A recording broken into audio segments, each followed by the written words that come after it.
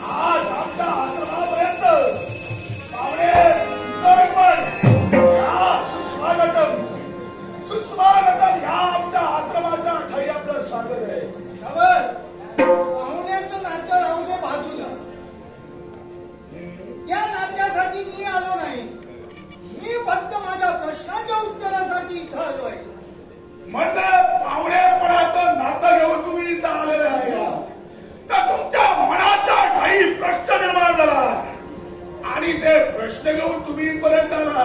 हो, ऐकायचंय शुक्राचार्य, ज्यावेळी प्रल्हादाला राज्याभिषेक झाला त्याच वेळी देव आणि दानव यांचं वैरत्व मिटलं, होय ना? गोष्ट खरी आहे. मग ते वैरत्व आता पुन्हा चालू का केलं? तेच वैरत्व पुन्हा आम्ही सुरू केलंय. पाहुणे आपला बोलण्याचा मतदाता आमच्या मुळे लक्षात येत नाही. जणू तुला मला नेमकं काय म्हणायचंय, कारण ज्या प्रमाणे प्रल्हादानं तह केला आणि त्याप्रमाणे हा शुक्राचार्य नव्हे तर सारं दैत्य कुलावत आहे. असं असताना सुद्धा या दैत्य कुलाविषयी समृद्ध सांप्रत माझ्यापर्यंत तुम्ही आला. काय म्हणायचंय तुम्हाला? मला स्वर्गावर स्वारी केली, देवतांना प्रश्न केला, काय अधिकार दिला? कुणी दिला अधिकार? तुम्हीच ना? निश्चितच. का म्हणून? एकाच वाटीसाठी, कोणत्या? धर्म सत्य ठेवण्यासाठी. आणि जिथं अधर्म मातला गेला आणि विश्वाचं धैर्य जिथं बिघडलं जाऊ लागलं आणि ते विश्वाचं धैर्य राखण्यासाठी वेळोवेळी आम्ही अथक प्रयत्न केलेले आहे. शुक्राचार्य, हे अस्तित्व बिघडवत आहे ते तुम्ही आणि बोट दाखविताचे देवांवर. देवतांनी तुमच्या मताला संमती देऊन देवतांनी धनवान दानवेश्वरांच्या आणि दानवेश्वरांनी देवतांच्या मार्गात जायचं नाही. मग तोच वाद पुन्हा निर्माण तुम्ही करता. स्वाती कोण, तुम्ही की आम्ही? पाहुणे, प्रमाणे तुम्ही आमच्यावर धाटणी धारप करता की आमच्या दैत्य कुळामुळे तुम्हाला कुठेतरी हानी पोचते. मला पुराव्यासहित पटवून द्या की ज्या तह झाल्यानंतर ज्याप्रमाणे प्रल्हादानं तह केला त्याच्यानंतर आमचे दानव तुमच्यापर्यंत आक्रमण करून आले की काय? आता तेच सांगितलं ना, मायासुरानं आक्रमण केलं हेच बोललो ना मी. मग हा शुक्राचार्य जरी दानवाच्या बाजूला जरी असला तरी सुद्धा देवतांना मी कधी विसरलो नाही. दुसरी गोष्ट, विश्वाचा स्थैर्य सुद्धा मला कळतंय आणि म्हणूनच जरी दानवाचा स्वाभिमान जरी मी जपला असेल तरी सुद्धा देवतांचं अस्तित्व मिटवण्याचा किंवा देवतांचं तत्व ढासळण्याचा आतापर्यंत प्रयत्न याच्यापूर्वी शुक्राचार्याने केला नाही आणि याच्या पुढे मी कधी करणार नाही. आणि आता तेच म्हणून तुम्हाला मी जाब विचारतोय. आतापर्यंत जर का केला नाही तर हा जे वैरत्व मिटला ते पुन्हा चालू का केला तुम्ही? याच्या मुळाचे कारण वेळोवेळी फक्त अपमान आणि या अपमानाला मात्र फक्त आमचे दादापुढेच काढत आहेत आणि याचा अपमानाला वाचा पडण्यासाठी आम्ही हा प्रयत्न करतो आहोत. आता तुमचे दानव अपयशाला कारणीभूत ठरतात यात दोष देवाचा नव्हे, तो तुमच्या कर्माचा कर्मभोग समजा. मग तुम्ही देवतांनी तुम्हाला शक्ती सामर्थ्य असेल तर वेळोवेळी ज्याप्रमाणे आमच्या दानवाचा तुम्ही कप्ताना शेवट केला त्याचप्रमाणे तुम्ही सुद्धा आमच्या दानवाचा शेवटला करू शकता. शुक्राचार्य, आज देवतांनी तुमच्याजवळ समजावणी केली आणि त्या समजावणीला जर का तुमचा हा अळंबूतपणाच आहे, अहंकाराला जर का तुम्ही मांडी झाला असाल तर तो काळ दूर करण्यासाठी आज अमरावतीचा जग करून माझी पावलं पाहिजे तेवढं समजा. देवराज, त्यांचा स्वाभिमान घेऊन या शुक्राचार्यापर्यंत तुम्ही आला असाल आमच्या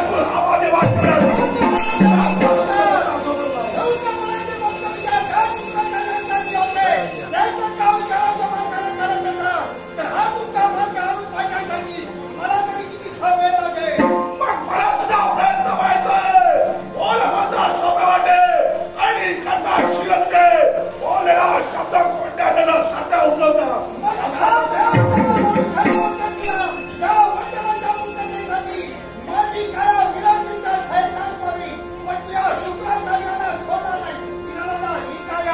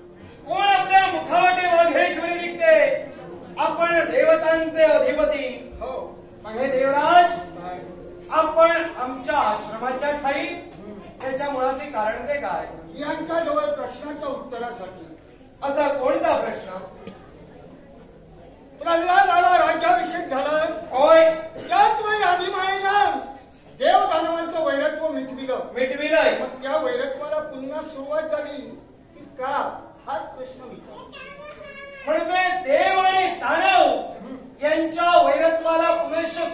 झाली असं तुम्ही म्हणतात. मग तेच वैरत्व जर मिटलं असेल आणि जर पुण्याने नव्याने जर सुरुवात झाली असेल तर आज आपण आमच्या या पाताळ बोलण्याच्या ठाई येऊन आमच्या आश्रमावर हल्ला करण्याचं कारण हे आहे का? हल्ला केला नाही, विचारलं, प्रश्नाचं उत्तर मिळालं नाही म्हणून संग्राम केला. म्हणजे आपल्या प्रश्नाचं उत्तर न मिळालं ना आपण हा संघर्ष घडवितात. आपल्याला शुक्राचार्य म्हणजे कोणी परके नव्हे, आपल्याला कोणी शुक्राचार्य जर परके नव्हे असं असताना सुद्धा गुरुतुल्य व्यक्तीवर शस्त्र वगैरे आपल्याला योग्य वाटतं. मार्गाने जाते वेळी जर का मार्ग सरळ मिळत असेल, मार्गाने माणूस सरळ चालतो. त्याला जर का वेडी वाकडी वळण मिळाली तो वळणानं चालतो. तसंच झालंय. म्हणजे वेडी वाकडी वळण घेऊन आपल्याला चालायची सवय वाटतं. आता जसं प्रसंग तसा सुसंग होता. पण त्या प्रसंगाची सुसंग जर आपण राहत असाल तर देवराज देवेंद्र आपण मला पुरतं ओळखलं नसेल. बोला. ब्रह्मदेवांचा पुत्र मरीची, मरीची यांचा विवाह शब्दादेवींशी करण्यात गेला आणि मरीची आणि शब्दादेवी यांचा पुत्र कश्यप. कश्यपानं दक्ष प्रजापतीच्या 60 कन्यांपैकी 13 कन्या तिथी, धनु, धनायु, काला, क्रोधा, प्रादा, शिप्रा, मुनी, कद्रू, विनता आणि अरिष्टा अशा 13 कन्याचा स्वीकार कश्यप महंतांनी केला. आणि 13 कन्यांचा स्वीकार केल्यानंतर कश्यप महंतांच्या 2 पत्न्या दिती आणि अदिती मातेने जन्म दिला तो आपल्याला आणि दिती मातेने जन्म दिला तो हिरण्यकश्यपला. याच हिरण्यकश्यपाचे 5 पुत्र कयादूपासून जन्माला आला तो प्रल्हाद आणि तदनंतर सलाद, हलाद असे पुत्र त्यांचे जन्माला आले.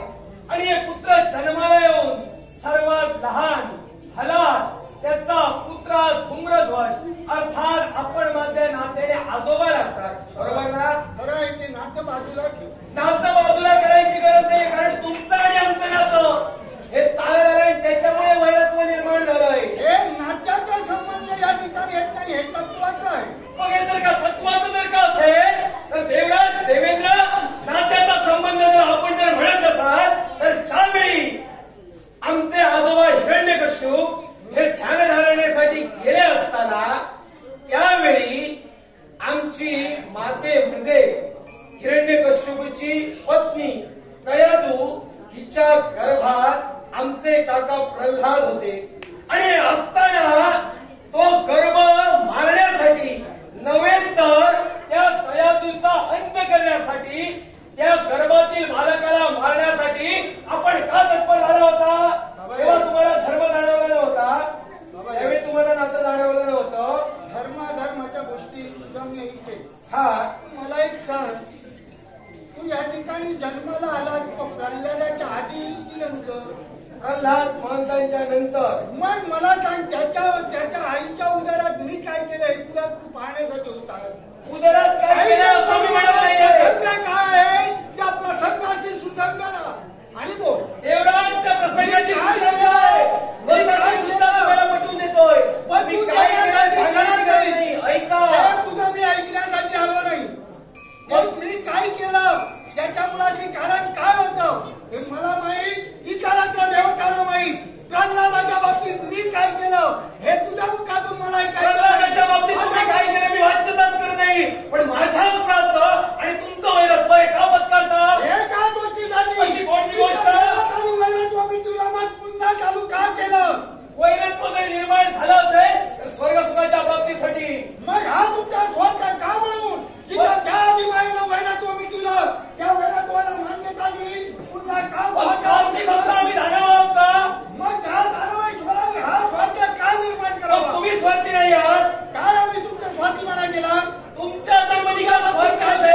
देवराज आजपर्यंत आम्ही दानव धर्माचे मानले गेलो आणि तुम्ही धर्माचे देव मानला गेला. तुम्ही माना, आम्ही मानत नाही. म्हणजे तुम्ही अधर्माचे मान्य करता. धर्म केला आम्ही मानत नाही. तुमचं तुम्ही म्हणून मग तुम्ही अधर्माचे आहे तुम्ही मान्य करता का? आम्ही अधर्म केला आहे तुम्ही म्हणा आणि आम्ही धर्म केलाय आम्ही म्हणायचं. आता तुमचा मोठेपणा तुम्हाला गायचं आहे. तुमचा मोठेपणा मी का गाऊ? मग तुमचा आमचा मोठेपणा गाण्याची गरज नाही. आणि आमचा आमचा मोठेपणा गाण्यासाठी आमचे पूर्वज आहेत आणि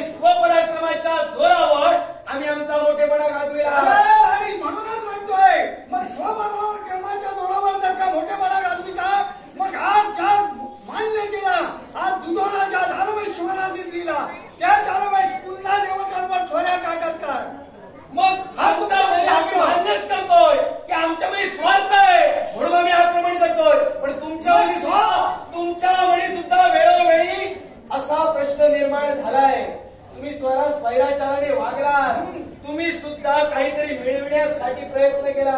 अरे देवतांनी वाद्याची केला. हा देव तत्व आहे म्हणून यज्ञावर प्राणी मंत्र जीवजंतू कृमी कीटक आहे. देव जर का या विश्वात नसते तर तूही जन्माला आला नसतात, हे विश्वही दिसलं नसतं. या विश्वात कोणी जन्माला आला हे म्हणण्यापेक्षा हे विश्व फक्त देवांवर चालत नाही. देव, दानव, मानव, गण, गंधर्व, किन्नर या समस्तांवर हे विश्व चालतंय. फक्त जर तुम्ही देव जर हे विश्व चालायला लागले तर विश्व विश्व निर्माण करण्याची गरज नव्हती. आणि तुमच्यावेळी स्वार्थ मी का म्हणतो ऐका, ज्यावेळी आमचं दानवकुळ संपावं म्हणून ज्यावेळी आम्ही दानवांनी वेळोवेळी स्वर्गावर स्वारी केली आम्ही मान्यच करतो, कारण स्वर्ग सुख आम्हाला हवं होतं. ज्या तुम्ही आमचे बंधू सांगतात पूर्ण आमचा सुद्धा अधिकार त्या स्वर्गावर आहे, मग हे सुद्धा तुम्हाला मान्य करायला पाहिजे. आणि तुम्ही स्वैराचारी आणि मिळवण्याच्या प्रयत्नानं वावरला याच्या मुळाचे कारण काय असेल तर तुमचा स्वार्थ कधी कळला या जगाला माहितीये. तर ऐका, ज्यावेळी आम्ही दानव स्वर्गावर स्वारी करायचो त्यावेळी प्रतिकार करण्यासाठी तुमच्याजवळ सैन्य अपुरं पडत होतं, कारण वेळोवेळी आमच्या स्वाऱ्या होत होत्या. 6333 गंधर्व सेना आमच्या समोर हतबल ठरत होती आणि त्यातील कैलास गंधर्व हे आम्हाला शरण येत होते. आमच्या जवळ जन्माची भीक मागत होते, रक्षणाची भीक मागत होते. त्यावेळी आम्ही त्यांचं रक्षण केलं म्हणून तुम्ही त्यांच्यावर क्रोधित सुद्धा झाला होता. त्यावेळी तुम्ही ब्रह्मदेवांपाशी मदत मागितली, त्यावेळी 14 ब्रह्मांडाचे पिता ब्रह्मदेवांनी तुम्हाला काय सांगितलं होतं तर जो रजी राजकर्ता आहे त्या रजी राजकर्त्यांपाशी जा. त्या रजी राजकर्त्याकडे एवढं शक्ती सामर्थ्य आहे की ते दानवांना संपुष्टात आणू शकतात. म्हणून तुम्ही रजी राजकर्त्यांकडे गेलात आणि रजी राजकर्त्यांकडे राहून आम्ही जीवनात बाप बदलले नाही, पण तुम्ही स्वतःचा बाप विसरलात, बाप बदललात.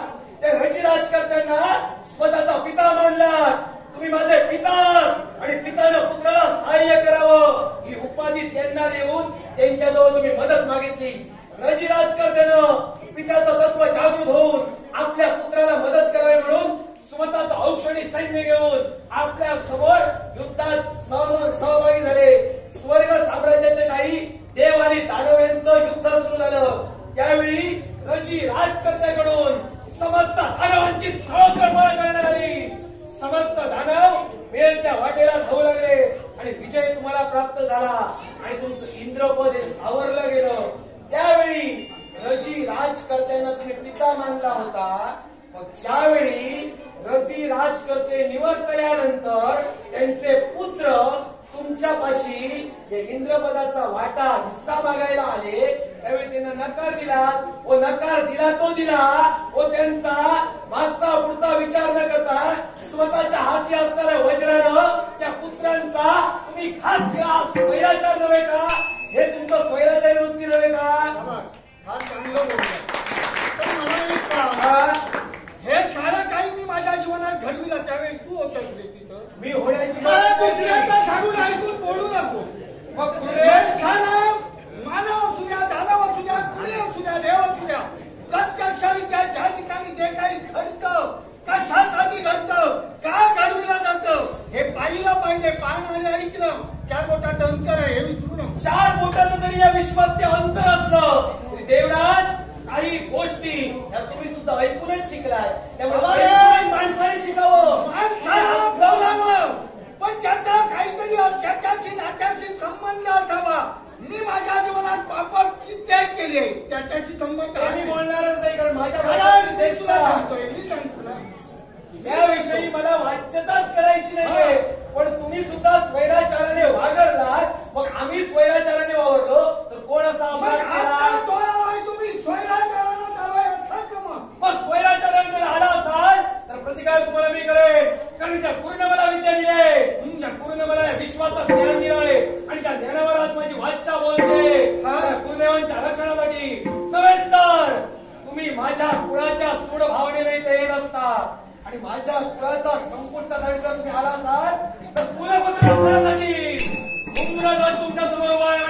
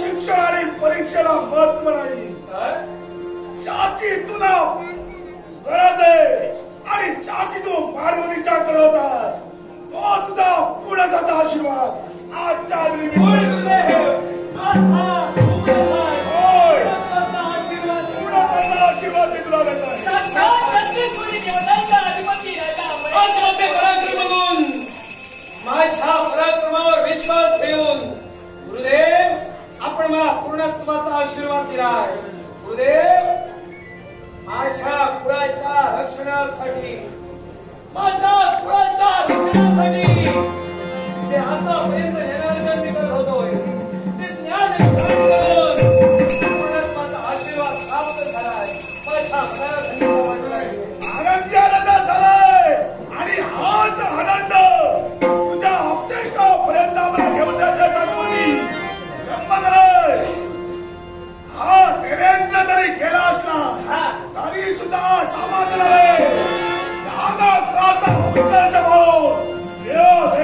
उदरात यातना होऊ लागतात. याच्यासाठी सावधानतेचा राहणे गरजेचं आहे. याच्यासाठी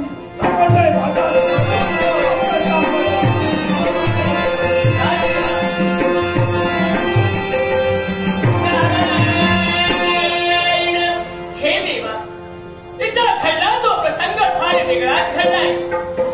आज 33 कोटी देवतांचा अधिपती राजा अमरेश, या अमरेशाला युद्धातून माघार घ्यावी लागली. यावेळी तो माघार घेऊन स्वर्गाच्या ठिकाणी गेलाय. पण तिथं जाऊन काय करतोय हे प्रत्यक्षाने आपल्याला सुद्धा पाहायला हवंय.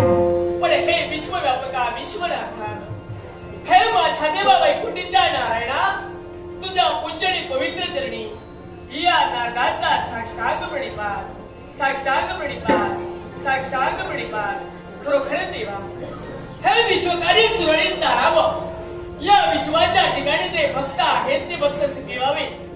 या विश्वाच्या ठिकाणी जे दुष्ट आहेत त्यांचा नाश कसा होईल याकरिता ही माझी पायपीड आहे. पण हे माझ्या नारायणा, तुझं नामस्मरण केल्याशिवाय माझ्या मनाला समाधान नाही. तुझ्या आशीर्वादाची गरज या नारदाला आहे. दे शुभाडी मंगलत्रेचा आशीर्वाद, शुभाडी मंगलत्रेचा आशीर्वाद, शुभाडी मंगलत्रेचा आशीर्वाद. लागला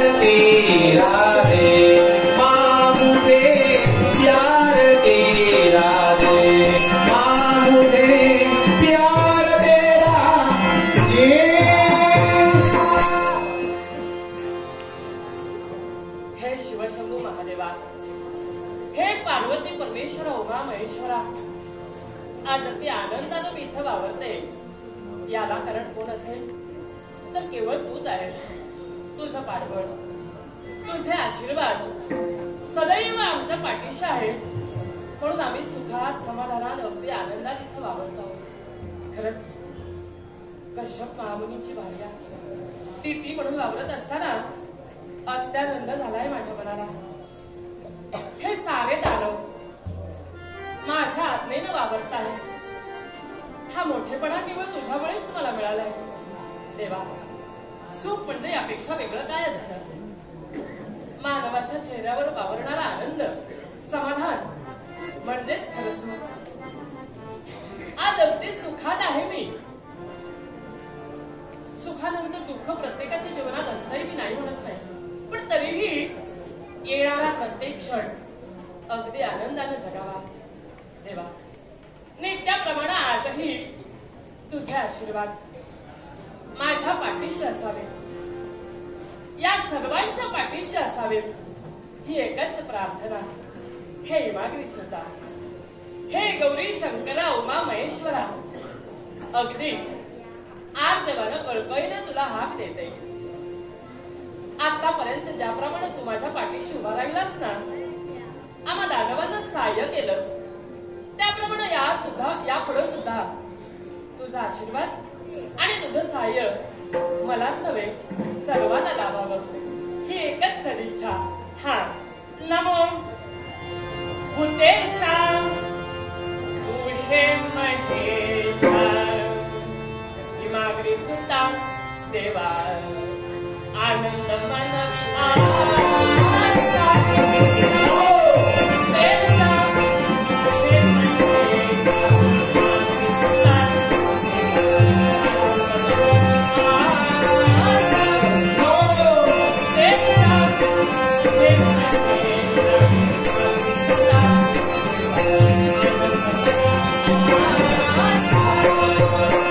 Why?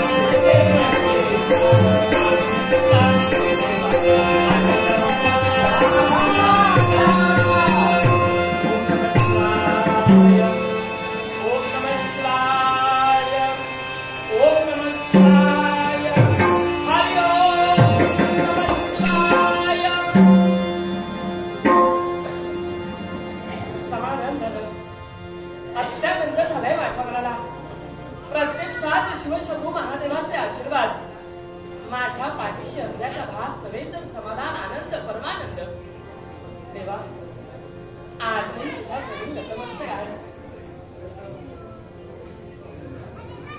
रसिक हो,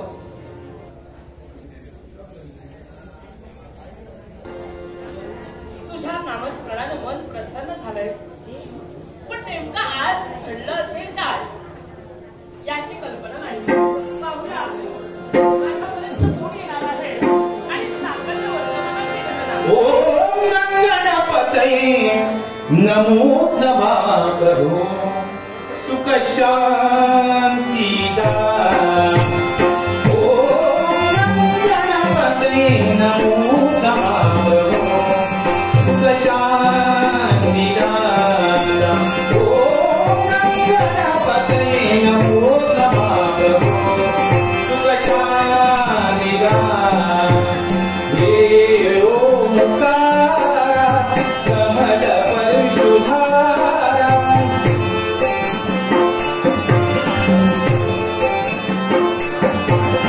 हे ओंकार कमल परशुधारा.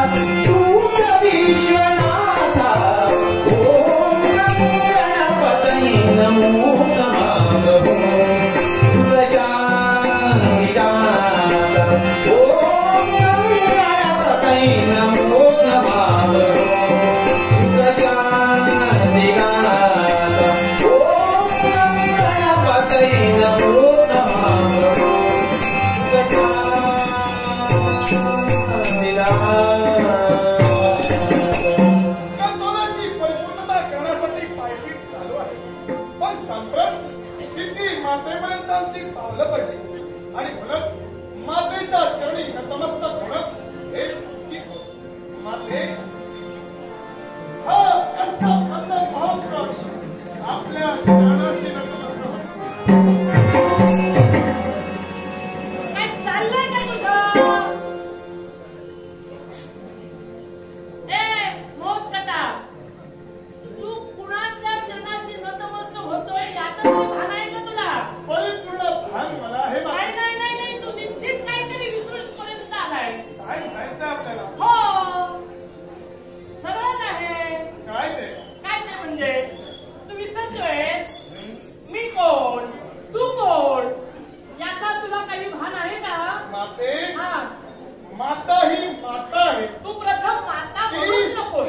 सावत्र जरी असली हा, तरी तू जरी नातं तोडण्याचा प्रयत्न केला तरी ते नातं तुटणार नव्हे. हे कोणी सांगितलं? अदिती आणि कश्यप यांचा नंतर महोत्कच तुझ्यापर्यंत आलाय. हे नातं आहे माझी म्हणूनच तुझ्यापर्यंत आलं. वा रे वा. पण धर्मशास्त्र बोलतोय जो नमस्कार करतो त्याला आशीर्वाद देणं क्रमप्राप्त. अगदी बरोबर. आशीर्वाद न देता रोज हुडकावून लावण्यासाठी तू तत्पर ठरली. नाही म्हणत नाही मी. मला वाईट सुद्धा वाटणार नाही. हा, कारण काय? त्याच्या बुद्धिमत्तेचा प्रश्न आहे.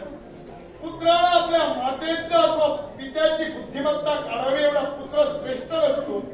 तरी सुद्धा कदाचित माझ्याकडून काहीतरी चूक घडली असेल तर निश्चितच निदर्शनास आणून द्यावी. त्यासाठी आशीर्वाद देण्यासाठी तुम्ही का नाकारता? आशीर्वाद तर तुला मी देणारच नाही. हा? पण तू काय म्हणालास? माते नातं तोडण्यासाठी तू तत्पर झालीस. हा? मग तुम्ही केव्हा नातं जोडला आतापर्यंत? बंधुत्वाचं या नातं नात्याची जाण आतापर्यंत तुम्हाला होती का कधी? विसरलो आम्ही असं तुला म्हणायचं की काय? सरळ आणि स्पष्ट. काय ते स्पष्ट करून सांग. आतापर्यंत हा? आमच्यासाठी तू असं काय चांगलं केलंयस? माझ्यासाठी नव्हे तर माझ्या पुत्रांच्या बाबतीत, त्यांच्या भविष्याच्या बाबतीत असा कोणता मार्ग तू आखलास माते जेणेकरून या नात्याची जाण मला राहावी? अपेक्षा करते. हो, या तुझ्या पुत्राकडे तू अपेक्षा करते. नातं आहे ती माझ्याकडे अपेक्षा करण्यापेक्षा हीच अपेक्षा जर तुझ्या पुत्रांकडे तू केली असतीस तर आज मला झिडकावर लावण्याची वेळ तुझ्यावर कधी आलीच नसती. हे बघ, याच्या मुळाशी कारण आहे. जर तुझ्या पुत्रांवर तू जर सुसंस्कार केले असतेस हा. तर वाईट मार्गाला तुझे पुत्र कधी गेलेच नसते. आणि जिथं विश्व हानीसाठी तुझे पुत्र कारणीभूत ठरले अर्थात विश्वस्थैर्यासाठी मराठ्यांना मारणं क्रमप्राप्त आणि कर्मप्राप्त. काय चुकलं माझं? तू संस्कार म्हणतोयस हा? म्हणजे मी माझ्या पुत्रांवर केले ते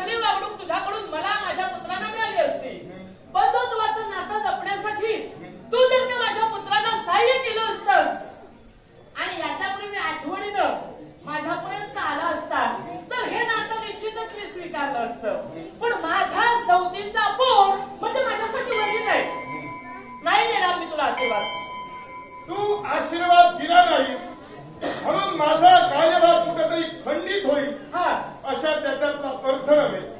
केवळ तुझा आशीर्वाद न मिळाल्यामुळं माझ्या मार्गात कुठेतरी अडथळा निर्माण होईल अशातला सुद्धा भाग नाही. माझी माता आहे म्हणून नमस्कार करण्यासाठी तुझ्यासमोर मी झुकलो. आशीर्वाद जर द्यायचा नसेल तुझं तुझ्याकडे राहू दे. मग दुसरी गोष्ट हा. तुझ्या पुत्रांना सहकार्य करावं अशी तुझी इच्छा होती. हो कोणत्या बाबतीत सहकार्य तुला माझ्याकडून हवं होतं? ज्या ज्या वेळी संकट हे आलं होतं कोणावर? आमच्यावर कुणी निर्माण केलं? तू निर्माण केलं. कसं काय? प्रत्येक समयी हा. तुझ्या साह्य जर का मिळालं असतं तर अगदी आनंदानं तुझा स्वीकार आम्ही केला असता. या काय नात्यात असं विश्व सहकार्यासाठी तुझे पुत्र विश्वाच्या ठिकाणी झटले ऐकूया तरी. देवांत आणि नरांत आमच्या साह्यासाठी आले होते पण ते तुला पाहावलं नाही. तेव्हा तू त्यांचा शेवट केलास आणि माझ्या पुत्रांचा मार्ग उद्ध्वस्त केलास. माझ्या पुत्रांचं भविष्य त्यावेळी काळोखात केलं. याला कारण कोण? याला कारण तुझे पुत्र. कारण पात्र खुणाच्या ठिकाणी दानवांना तुम्हाला वस्ती दिलेली आहे. मग ज्या दानवांना पाता खुणाच्या ठिकाणी राहण्यासाठी जागा दिलेली असताना स्वर्ग साम्राज्याचा हव्यास त्यांना का इच्छा इच्छा? हो काय इच्छा? काय वाईट आहे इच्छा? हा?